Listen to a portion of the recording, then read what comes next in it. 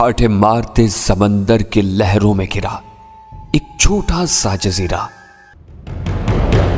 جہاں تمام مسلم دنیا کو ختم کرنے کے منصوبے بنائے جا رہے تھے۔ لیکن قدرت بھی اپنے منصوبے بنانے میں لگی ہوئی تھی۔ اسے کسی اور جگہ تلاش تھی، اپنے ماں باپ، اپنی شناخت، اپنے مذہب کی۔ اس نے آنکھ کھولی تو وہ بھیڑیوں کے غول میں پھنسا ہوا تھا جو اسے کچا چبا جانا چاہتے تھے۔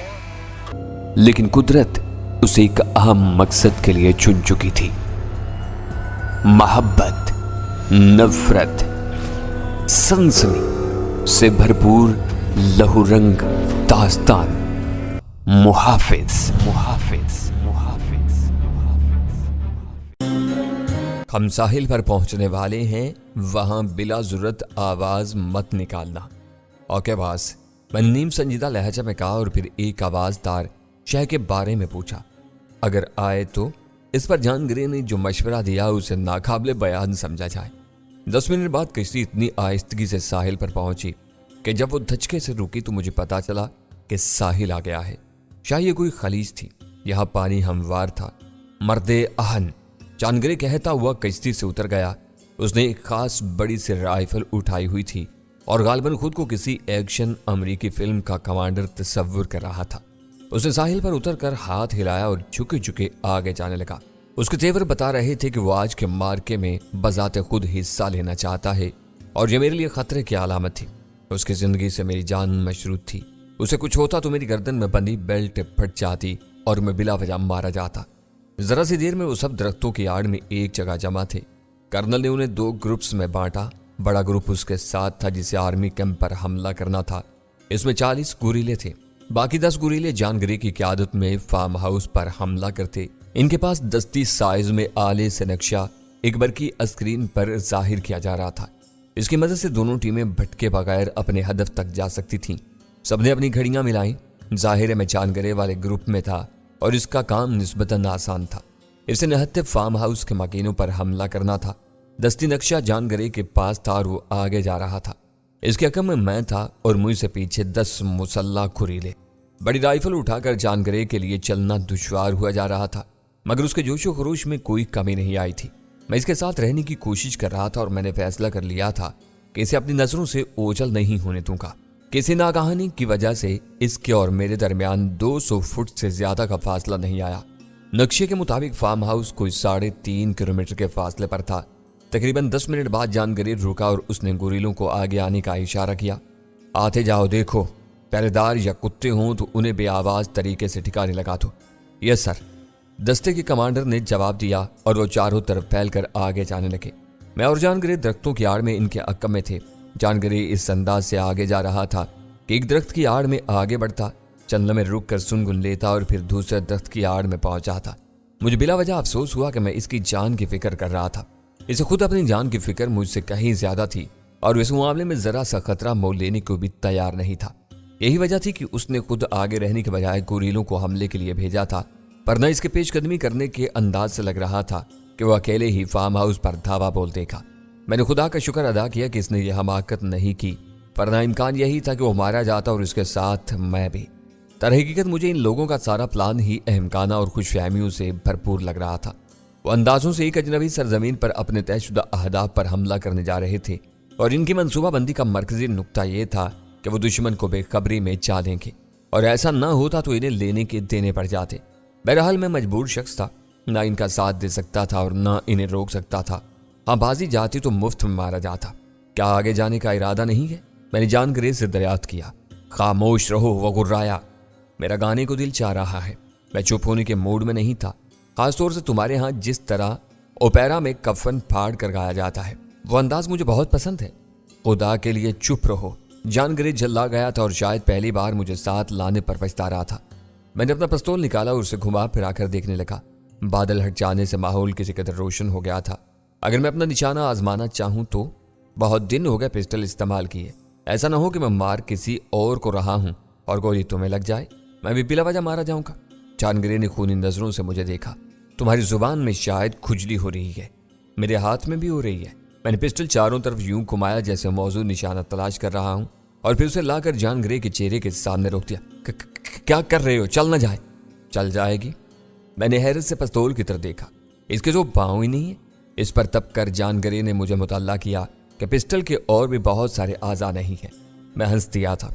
वो खून के घूंट पीकर खामोश रहा। वो जान गया था कि मैं उसे छेड़ रहा हूं।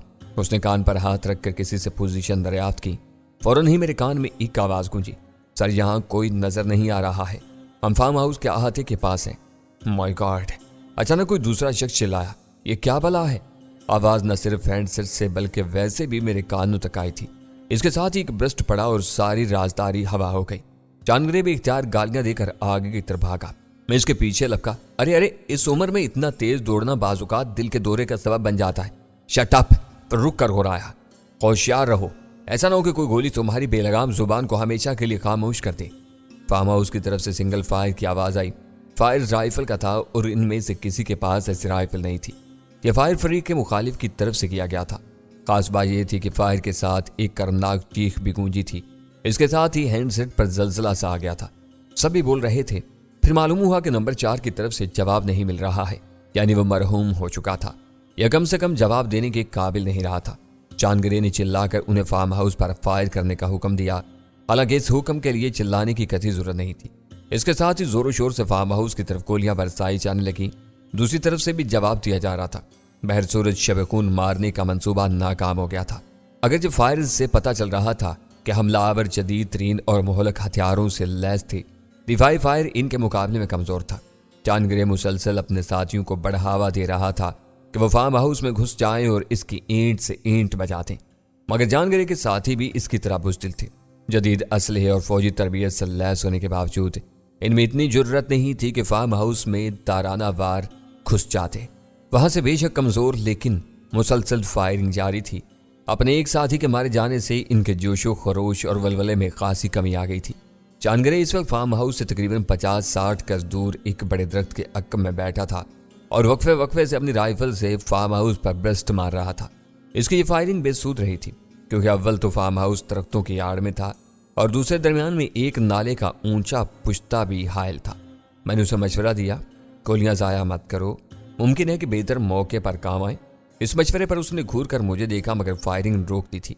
इस दौरान उसके साथी गुरीले आगे जाने से हिचकिचा रहे थे, हत्ता कि जॉन ग्रे ने थाड़ कर उन्हें एडवांस करने का हुक्म दिया। सर, फायर बहुत तेज है, कमांडर ने मनमना कर कहा। हमारे पास क्या चिड़िया मारने वाली गन्ने हैं? John grey गुर्राया। इन पर फायरिंग करो, सबको उड़ा कर रख दो। अगर अंदर से मुजाहमत कम हो तो इन पर राकेट मारो। सर, मैं भी यही चाहता हूं। कमांडर खुश हो गया। तुम्हें यहाँ पिकनिक मनाने नहीं भेजा गया मिस्टर कमांडर, जॉन ग्रे ने तंज किया। अपनी अकल भी इस्तेमाल करो। अब मुझे फार्म हाउस वालों की आफियत खतरे में नजर आ रही थी। आड़ में होकर गोलियों से तो बचा जा सकता था, लेकिन राकेट तो आड़ को ही उड़ा देता। इससे कैसे बचते? चलने में बाद एक शोला सा लपक कर फार्म हाउस की तरफ गया और मैंने वहां से आग का बादल नमूदार होते देखा। यह नहायत खतरनाक राकेट था। इसने फार्म हाउस की इमारत को उड़ा कर रख दिया था। फार्म हाउस के जलने से रोशनी हुई तो मुझे पहली बार इसके मुआयने का मौका मिला। फार्म हाउस खासे बड़े रकबे पर फैला हुआ था। नाले के पार खेत थे जिनमें मकई की फसल लगी थी। इसके पार जखीरा करने वाले गोदाम थे और मवेशी खाने थे। राकेट गोदाम को जाकर लगा था और इसकी लकड़ी की इमारत धड़ाधड़ चल रही थी। मकीनों के लिए रहायशी इमारत इनके अक्कम में थी। अगली बारी इनकी थी। दूसरे राकेट को मैंने मवेशी खाने से टकराते देखा। ये बदहवास मवेशी जान बचाने के लिए दीवाना वार भाग रहे थे और पूरी आवाज से चिल्ला रहे थे। इन जानवरों ने क्या कसूर किया है तुम्हारा? मैंने तलखी से पूछा। वो लोग यहां से हम पर फायरिंग कर रहे थे, जॉन ग्रे सफाकी से बोला। इन सब का सफाया जरूरी है। एक बार फिर मैंने मुश्किल खुद को जॉन ग्रे की मनहूस खोपड़ी में सीसा उतारने से रोका। यह के बाद दीगरे फार्म हाउस की इमारतों पर राकेट बरसे और इन्हें मलबे का ढेर बनाते रहे और मैं बेबसी से देखता रहा। फार्म हाउस के मकीनों के लिए इस गोलाबारी का मुकाबला करना मुमकिन नहीं था। मैंने कई अफराद के टुकड़े फिजा में बुलंद होते देखे। एक फर्द शोरों में किराब भागता हुआ मैदान की तरफ आया था।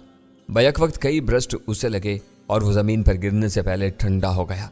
जॉन ग्रे ये सब देख देख कर वफूर मुसर्रत से बेकाबू हुआ जा रहा था। उसने धाड़ कर अपने गुरीलों को फार्म हाउस में घुसने और वहां पर जिंदा हर फर्द को देखते ही ठंडा करने का हुक्म दे दिया। मैं और जॉन ग्रे भी खासे आगे आ चुके थे और फार्म हाउस के बराबर वाले नाले के पुश्ते पर ऊंधे मुंह पड़े थे। इसके साथ ही भागते हुए फार्म हाउस में घुस गए। ان کے ہتھیار بے تحاشا گولیاں اگر رہے تھے۔ فائرنگ سے مکئی کی کھڑی فصل میں بھی آگ لگ گئی تھی اور فارم ہاؤس پوری طرح شعلوں کی لپیٹ میں تھا۔ اس کی حالت دیکھ کر مجھے لگ رہا تھا کہ شاید ہی وہاں کا کوئی فرد بچا ہو۔ ذرا سی دیر میں اندر جانے والے گوریلوں کے کمانڈر نے رپورٹ دی، اندر 2 افراد تھے، انہیں گولیوں سے اڑا دیا گیا ہے، مگر ایسا لگ رہا ہے کہ یہاں موجود اکثر افراد فرار ہو گئے ہیں۔ کیا حکم ہے سر؟ جان گرے نے گھڑی دیکھی۔ ہمیں ساحل پر اترے ہوئے 20 منٹ ہونے کو آئے تھے، ابھی واپسی میں 40 منٹ باقی تھے، اس لیے جان گرے نے انہیں واپس آ کر آرمی کیمپ کی طرف چلنے کا حکم دیا تاکہ وہاں حملہ کرنے والے دستے کی معاونت کی جا سکے۔ واپس آ کر گوریلوں نے اپنے ساتھی کی لاش اٹھائی، گولی نے اس کی نصف کھوپڑی اڑا دی تھی۔ جان گرے نے گہرے دکھ سے اسے دیکھا اور 2 گوریلوں کو حکم دیا، اس کی لاش ساحل پر لے جا کر ہمارا انتظار کرو۔ یس سر۔ ایک گوریلے نے نہایت خوشی سے اس کے حکم کی تعمیل کی اور لپک کر مرنے والے کی لاش اپنے شانے پر لاد لی، دوسرا اس کے ساتھ ہو لیا۔ یوں انہوں نے مارکے میں شریک ہونے سے جان بچا لی تھی۔ نہتے اور عام لوگوں پر شب خون مارنا اور بات تھی، اور فوج کے کیمپ پر حملہ کرنا اور تھی۔ یہاں آتے ہی مسلح افراد سے واسطہ پڑ سکتا تھا جو لڑنا بھی جانتے تھے۔ جان گرے آرمی کیمپ کی طرف روانہ ہوا۔ نقشے کے مطابق وہ جگہ فارم ہاؤس سے کوئی 2 کلومیٹر کے فاصلے پر تھی اور اب تک اس طرف خاموشی تھی۔ ایسا لگ رہا تھا کہ کرنل رچرڈ کی پارٹی حملے کا موقع تلاش نہیں کر سکی تھی۔ جان گرے اس بارے میں فکر مند تھا اور 3 بار کرنل سے رابطے کی کوشش کر چکا تھا، مگر اس طرف سے جواب نہیں دیا جا رہا تھا۔ وہ رینج سے باہر تھے۔ ہینڈ سیٹ 500 گز کے دائرے میں کام کرتا تھا۔ ہم درختوں اور پہاڑیوں سے گزرتے رہے۔ جان گرے اور اس کے ساتھی کھلی جگہوں سے گزرنے سے گریز کر رہے تھے۔ انہیں خوف تھا کہ وہ کسی پہرے دار کی نظر میں نہ آ جائیں۔ آخر کرنل کی طرف سے جواب دیا گیا، سر ہم شاید کھیرے میں آ گئے ہیں۔ کیا؟ جان گرے اچھل پڑا تھا اور اس کے باقی ساتھی بھی ہراساں نظر آنے لگے تھے۔ کیسے؟ تم نے اب تک کوئی کارروائی کیوں نہیں کی؟ سر آنکھ بند کر کے کوئی کارروائی خودکشی کے مترادف ہوگی۔ ہمارے گرد زبردست نقل و حرکت جاری ہے، ابھی میں صورتحال سمجھنے کی کوشش کر رہا ہوں۔ احمد کہیں کے، جان گرے بھنائے ہوئے لہجے میں بولا، جب وہ تم پر آگ برسائیں گے تب صورتحال سمجھ جاؤ گے۔ ان پر حملہ کرو اور گھیرا توڑ کر ساحل کی طرف نکلو، ہمیں واپس جانا ہے۔ Sorry sir. کرنل رچرڈ کا لہجہ خشک تھا۔ میں اندھا دھند کوئی قدم اٹھا کر اپنے جوانوں کی جانیں ضائع نہیں کرنا چاہتا، اس صورت میں واپس جا رہا ہوں۔ جان گرے زہریلے لہجے میں بولا، اگر تم صورتحال سمجھنے تک زندہ رہو تو وہاں آ جانا اور وقت کا خیال رکھنا، ورنہ میں واپس چلا جاؤں گا۔ کرنل ہنسا، سر آپ یہاں سے میرے بغیر نہیں جا سکتے، اگر یقین نہیں ہے تو کوشش کر کے دیکھیں، یہ سب میرے وفادار ہیں۔ جوانوں یہاں سے جانے کے بجائے جس جگہ ہو رک کر میرے اگلے حکم کا انتظار کرو۔ یس سر۔ ہمارے ساتھ موجود گوریلوں کا کمانڈر بولا، تم لوگ میرے ساتھ چاہو گے؟ جان گرے غرایا، اس کرنل سمیت تم سب میرے ماتحت ہو۔ سوری سر، جہاں تک لڑنے کے معاملات ہیں ہم کرنل کی کمانڈ میں ہیں، آپ ان سے بات کریں، ہمیں براہ راست حکم نہ دیں۔ دستے کے کمانڈر نے تن کر جواب دیا تھا۔ جان گرے کا سبکی اور توہین کے احساس سے برا حال تھا، اس کا بس نہیں چل رہا تھا کہ ان میں سے ہر ایک کو اپنے ہاتھ سے شوٹ کرتے، مگر موقع کی نزاکت سے مجبور تھا۔ وہ کچھ دیر دانت پیستا رہا، پھر بولا، ٹھیک ہے کرنل، اس وقت میں تمہاری بات مان رہا ہوں، لیکن جواب دہی کرنا پڑے گی۔ وہ میں کر لوں گا، کرنل نے رکھائی سے کہا، اور اب مجھے اپنی ڈیوٹی کی طرف توجہ دینے دیں۔ صورتحال نہایت سنگین تھی، وہ انہیں غافل سمجھ کر ان پر حملہ کرنے آئے تھے۔ وہ نہ صرف ہوشیار تھے بلکہ انہوں نے انہیں گھیر بھی لیا تھا۔ جان گرے مجھے ایک طرف لے گیا، یہ پاگل کا بچہ وقت ضائع کر رہا ہے، اگر انہوں نے گھیرا مکمل کر لیا تو کسی ایک کو بھی بچنے کا موقع نہیں ملے گا۔ ہمیں کیا کرنا چاہیے؟ میں نے پوچھا۔ ویسے میں جان گرے سے متفق تھا، کرنل رچرڈ احمقانہ انداز میں وقت ضائع کر رہا تھا۔ اگر صورتحال ہمارے خلاف ہو گئی تو ہمیں پہلی کوشش یہاں سے نکلنے کی کرنی ہوگی، ان لوگوں کی حماقت پر جان دینا مزید حماقت ہوگی۔ یہ کس قسم کی مہم ہے؟ تم سربراہ ہو، یہ لوگ تمہاری بات نہیں مان رہے؟ میں نے طنز کیا۔ اصل میں رچرڈ جزیرے کا سیکیورٹی چیف بھی ہے اور اپنی حیثیت کی وجہ سے کسی کرنل کا منہ چڑھا بھی ہے۔ جان گرے نے دانت پیسے۔ خیر میں اسے دیکھ لوں گا، اگر زندہ واپس جا سکے تو۔ میں نے لقمہ دیا۔ سنو، مجھے کوئی بڑی گل دلوا دو، اس ننھے سے پستول کے ساتھ میں کیا کر سکوں گا؟ جان گرے نے سوچا اور پھر جا کر ایک گوریلے سے اس کی اضافی M16 رائفل لے لی۔ نزدیکی مارکے کے لیے یہ ایک بہترین ہتھیار تھی، اس کا آسان استعمال اور بے پناہ فائر پاور مخالف کی صفوں میں ابتری پھیلا دیتی۔ روسی کلاشنکوف اور جرمن G سیریز کی اسالٹ رائفلوں کے ساتھ اسے دنیا کی بہترین حملہ آور رائفلوں میں شمار کیا جاتا ہے۔ رائفل کے ساتھ 2 اضافی میگزین بھی تھے، اس پر بفر ٹارگٹ بھی لگا ہے۔ 400 گز تک 1 انچ کی کمی پیشی سے بھی درست نشانہ لگایا جا سکتا ہے۔ میں نے اضافی میگزین اپنی جیکٹ کی جیبوں میں ٹھوس لیے۔ میں اور جان گرے گوریلوں سے ذرا ہٹ کر ایک چاڑی کے عقب میں آ گئے تھے۔ सारा ड्रामा 500 गज के दायरे में हो रहा था। मेरा ख्याल था कि हम खतरे की हद में हैं, लेकिन मैंने चांदगरे को पीछे हटने का मशवरा यूं नहीं दिया कि वो मुझे बुज़दिल समझेगा। तुम लोगों ने इन्हें गाफिल जानकर हमाकत की है। मेरा नहीं ख्याल कि जो मुल्क तुम लोगों की मुखालफत कर सकता है वो अपनी हिफाजत से गाफिल होगा। हमारे सामने इनकी हैसियत चूंटी से ज्यादा नहीं है। चांदगरे के लहजे में तकब्बुर था। चंद मजबूरियों की वजह से हम इस मुल्क के खिलाफ खुलकर कार्रवाई नहीं कर सकते, लेकिन बहुत जल्द इस मुल्क के हालात ऐसे हो जाएंगे कि हम यहाँ पर अपनी फौज उतार सकें। तब हालात हमारे काबू में होंगे और इस मुल्क का भी वही हशर होगा जैसा कि इन ममालिक का हुआ है जहाँ नाम निहाद अमन फौज भेजी जा चुकी है। मैंने तल्ख लहजा में कहा, यह वक्त बहस का नहीं है फोकुर्राया, होशियार रहो, ऐसा न हो हम भी बेखबरी में मारे जाएं। इस दौरान में वो कर्नल को मुखातिब कर चुका था। वो बार बार इसे यहाँ से निकलने का कह रहा था। एक बार कर्नल की बनाई हुई आवाज आई, मैं और क्या कर रहा हूँ, हम चारों तरफ से घिर गए हैं। अपने महफूज दस्ते को हमले का हुक्म तो जानगरे ने मशवरा दिया। वो पहले ही लड़ाई में शामिल हैं। कर्नल चिल्लाया, दुश्मन इन्हें भी घेर रहे हैं। मेरा मशवरा ये है सर, आप चले जाएं। तुम बोर्ड से राब्ता करके कुमक तलब करो, जानगरे ने हुक्म दिया। बोर्ड पर ज्यादा नफरी नहीं है, वहां से मदद नहीं आएगी। आप साहिल की तरफ जाएं और हमारा इंतजार करें। अपने जवानों को लेकर वहां जाने की कोशिश करूंगा। मगर साफ नजर आ रहा था कि कर्नल और उसके साथी बुरी तरह गिर गए थे और उनका बच निकलना मुहाल था। चांदगरे ने हैंडसेट पर से हाथ हटा लिया था और उसकी जुबान से कर्नल की शान में एक कसीदा निकल रहा था, जिसमें ज्यादा जोर कर्नल के नगुफ्ताबा खानदानी हालात पर था, जिसके बाद डांडे जानगरे के खानदान से जा मिलते थे। मैंने उसका शाना पकड़कर हिलाया, कसीदा ख्वानी बाद में कर लेना, अभी यहां से निकलो। चांदगरे जैसे चौंका। उसका हमारे इस्तेमाल और नाकामी के एहसास से बुरा हाल था। अपने तौर पर वो मकामी स्याह फामों के कत्लेआम का मंसूबा लेकर आया था, मगर मकामी हुकूमत और फौज के बेदार मगजी ने इनकी चाल उलट दी थी और जानगरे के साथ आने वाले मुसल्ला अफराद को लेने के देने पड़ गए थे। इनकी नाकामी पर मुझे बेहद खुशी थी। जमीन पर फराउन बनने वालों के लिए ऐसे झटके जरूरी थे, तभी यह हवासों में आते थे, वरना इन पर ताकत का नशा बुरी तरह सवार रहता था। एक जहाज राह होने के नाते मुझे समतों का तायुन और कुतुब नुमा की मदद से किसी जगह पहुंचना अच्छी तरह आता था, मगर इस वक्त मैं जानबूझकर इस तरफ नहीं जा रहा था जहां हमने कश्तियां छोड़ी थी। मेरे ख्याल में मेरे पास जानगरे जैसे शैतान शख्स से छुटकारा पाने का यह सुनहरी मौका था। फिर मैं इससे फायदा क्यों ना उठाता। नाकामी के मार्के से इसकी ज़हनी हालत दुरुस्त नहीं रही थी, इसलिए इसे खासी देर तक एहसास नहीं हुआ कि मैं उसे गलत सिमत में लिए जा रहा हूँ। और जब उसे एहसास हुआ तो वो बुरी तरह चौंका था।